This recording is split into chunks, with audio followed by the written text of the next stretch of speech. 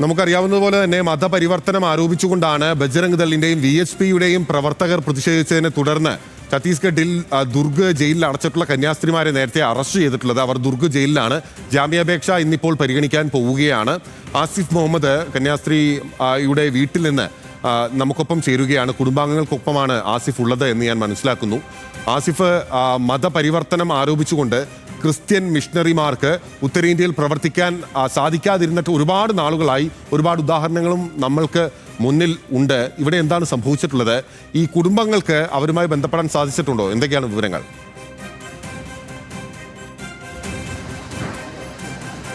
തീർച്ചയായും ഗുരുതരമായ വകുപ്പുകളടക്കം ചുമത്തി അങ്ങനെ റിമാൻഡ് ചെയ്ത കന്യാസ്ത്രീകൾ നമുക്കറിയാം. അത് കേരളം മുഴുവൻ ഇപ്പോൾ പാർലമെന്റിലടക്കം വലിയ ചർച്ചയായിക്കൊണ്ടിരിക്കുകയാണ്.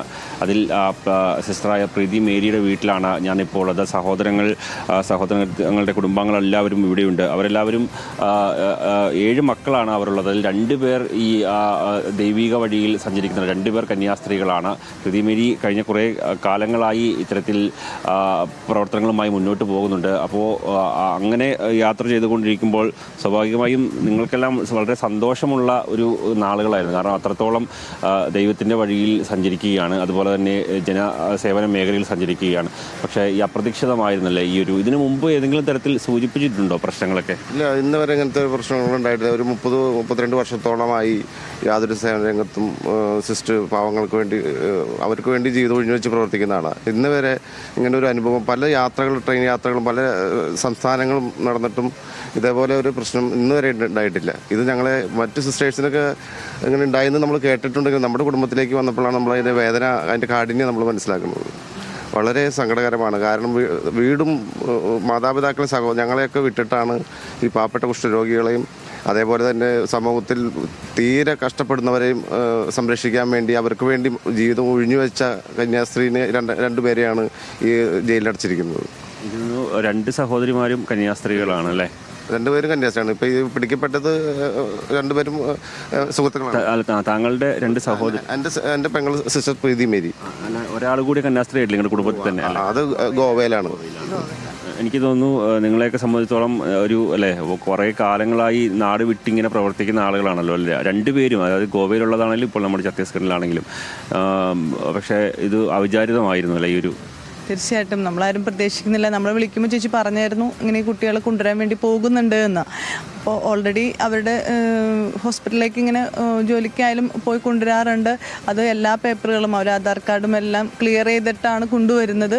അതുപോലെ തന്നെ ഇവിടെ വന്നിട്ട് പോകുമ്പോഴായാലും ഇവർക്കുള്ള സാധനങ്ങൾ കൊണ്ടുവരാനാണ് ചേച്ചിക്ക് ഏറ്റവും കൂടുതൽ ഇഷ്ടം. കാരണം പാവപ്പെട്ടവരാണ്, നിങ്ങളിവിടെ ജീവിക്കുന്ന പോലെ എല്ലാവരും ജീവിക്കുന്നത്, അങ്ങനെ പറഞ്ഞ് അവർക്ക് വേണ്ടി മാത്രം, സഭയ്ക്കും എന്താ പറയുക പാവപ്പെട്ടവർക്കും വേണ്ടി ജീവിതം ഒഴിഞ്ഞു വെച്ചവരാണ് 2 പേരും. സിസ്റ്റർ വന്ദനയാണെങ്കിൽ പോലും ഇതുപോലെ തന്നെ ലൈഫ് സഭയ്ക്ക് വേണ്ടി ഒഴിഞ്ഞു വെച്ച് കഷ്ടപ്പെടുന്ന സിസ്റ്റേഴ്സാണ്. അവർ 2 പേരുമാണ് ഇപ്പോൾ തുറങ്കിൽ അടക്കപ്പെട്ടിരിക്കുന്നത്. അതും കാരണങ്ങളില്ലാതെ, അവരുടെ ഭാഗത്ത് തെറ്റില്ലാതെയാണ്. കാരണം അവർ വ്യക്തമായിട്ട് കാര്യങ്ങൾ പറയുന്നുണ്ട് എങ്കിൽ പോലും അതിനെ അവരാരും ചെവിക്കൊണ്ടില്ല. അതുകൊണ്ടാണ് ഇന്നിപ്പോൾ ഈ അവസ്ഥയിലേക്ക് വന്നത്. അപ്പോൾ നീതി കിട്ടണം, അത്രയേ ഉള്ളൂ. കാരണം നീതി ആരുടെ പക്ഷത്താണോ ആ നീതി കിട്ടിയിരിക്കണം. കാരണം ഞങ്ങൾക്ക് വിശ്വാസമുണ്ട്, ഒരു ക്രിസ്ത്യാനി എന്ന രീതിയിൽ ഞങ്ങൾക്ക് പൂർണ്ണമായ വിശ്വാസമുണ്ട് നീതി കിട്ടുമെന്നുള്ളത്. ക്രിസ്തുവിന് വേണ്ടിയിട്ടാണ് അവർ ഈ സാക്ഷ്യം വഹിക്കുന്നത്. എന്തായാലും നീതി കിട്ടി തന്നെ ഇരിക്കും. ഏതെങ്കിലും തരത്തിൽ അവിടുന്ന് വിവരങ്ങൾ ഇപ്പോൾ ലഭിക്കുന്നുണ്ടോ? 11 മണിയാകുമ്പോഴേക്ക് എന്തെങ്കിലുമൊക്കെ നമുക്ക് അറിയാൻ സാധിക്കുന്നു. പക്ഷെ അവർ കോടതിയിലൊക്കെ മറ്റാണെന്ന് തോന്നുന്നു. ഫോണൊക്കെ അവർ സ്വിച്ച് ഓഫ് ആണ്. അപ്പോൾ കുറച്ച് നേരം കഴിഞ്ഞ് വിളിക്കുമെന്ന് നമ്മൾ പ്രതീക്ഷിക്കുന്നു. അപ്പോൾ ചേർത്തലയിലുള്ള പ്രൊവിൻഷ്യലൊക്കെ വന്നിട്ടുണ്ട്.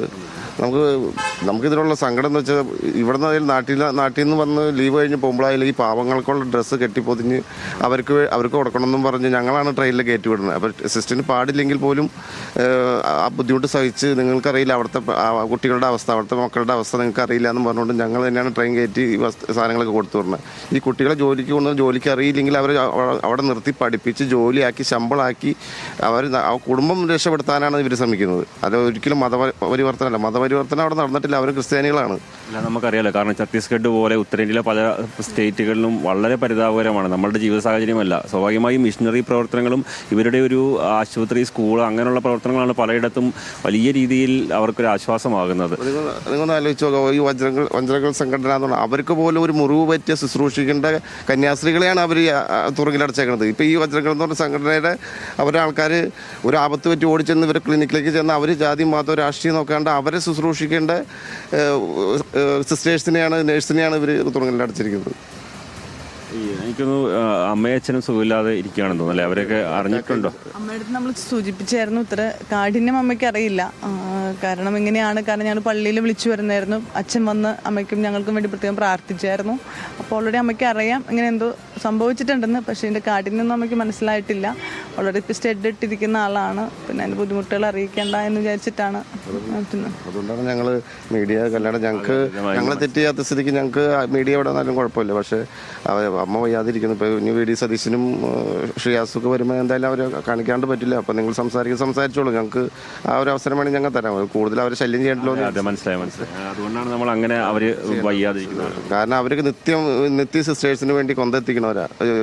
ഈ എങ്ങനെയാണ് ഇടയ്ക്കിടയ്ക്ക് വരാറുണ്ടോ? അതോ ആൾക്ക് അസുഖം വയ്യാണ്, കാലുവേദന, തണ്ടൽ വേദനയൊക്കെ ഭയങ്കര അസുഖമുണ്ട്. അപ്പോൾ 6 മാസം എത്തുമ്പോൾ ഇപ്പോൾ കുറച്ച് നാളെത്തി 6 മാസം എത്തുമ്പോൾ വരുന്നുണ്ട്.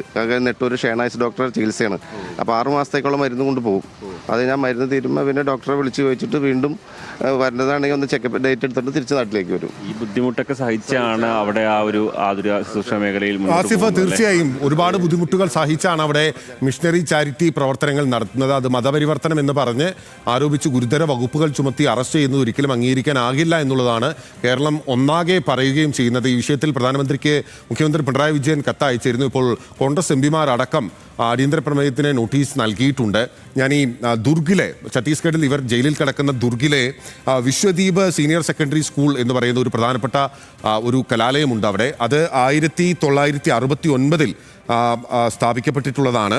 അത് ഈ സിസ്റ്റേഴ്സാണ് നടത്തുന്നത്. ഈ ചാരിറ്റി ഭാഗമായിട്ട് ഈ ഫ്രാൻസിസ്കൻ ക്ലാരിസ്റ്റ് സിസ്റ്റേഴ്സ് നടത്തുന്ന ഒരു സ്ഥാപനമാണ്.